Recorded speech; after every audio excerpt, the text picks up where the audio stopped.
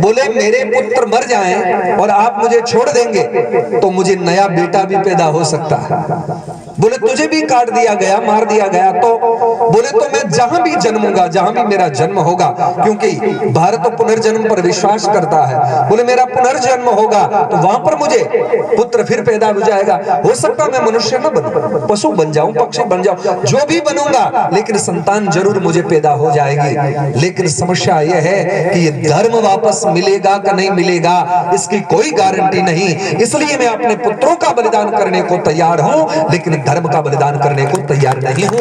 ऐसे लोगों के कारण ये राष्ट्र बचा है, ऐसे लोगों के कारण ये धर्म बचा है। इसलिए बंधुओं, हमारा कर्तव्य इतना नहीं होता कि हम पढ़ लिख करके नौकरी हासिल करके केवल वेतन भोगी बन जाए, ये तो कोई भी कर लेगा।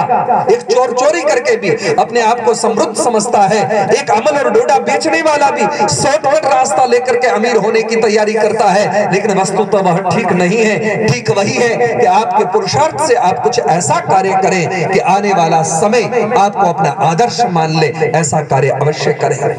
आप जो भी कार्य करना चाहते हैं आपकी पढ़ाई के बलबूते पर, हम क्यों याद कर रहे हैं, अभी अभी मैं राजनीति पर ज्यादा मेरा वो नहीं है, लेकिन मैं एक दिन मीडिया में पढ़ रहा था कि हरियाणा के मुख्यमंत्री मनोहर लाल खट्टर, उन्होंने इस्तीफा दिया। तब तक तो हमें लगा कि शायद सरकार का मेलजोल का मामला है, इसलिए दिया होगा और दूसरे को किसी को बनाया होगा। उन्होंने इस्तीफा दिया, तुरंत दूसरे ने शपथ ली और उसके बाद जो एक न्यूज आई, हृदय प्रसन्न हो गया। कहा कि खट्टर साहब ने अपनी पूरी संपत्ति राष्ट्र को समर्पित कर दी और खुद झोला लेकर के राष्ट्र सेवा में निकल गया।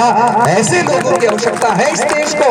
आप जानते हो केरल की स्थिति, वहां के सबसे ज्यादा पढ़े लिखे लोग माने जाते हैं, देश में सबसे ज्यादा एजुकेटेड लोग वहां देखे जाते हैं, और वहीं से आतंकवादी निकल रहे हैं। हमारी शिक्षा गलत दिशा में न जाए, इस चीज को देखना चाहिए। ऐसा व्यक्ति पैदा हो हमारी शिक्षा से कि मनोहर लाल जैसा अपनी संपत्ति को दान करके राष्ट्र को और स्वयं राष्ट्र की सेवा के लिए निकल जाए, वो सही शिक्षा है, वो सही मार्गदर्शन है। ऐसे लोगों की इस राष्ट्र को आवश्यकता है। बंधुओं, जीवन में कुछ करना है, पढ़ लिख करके ये कभी भी थोड़ी नहीं रखनी चाहिए कि पढ़े लिखे तो कोई फोकट में थोड़ा ही पढ़ा दिया।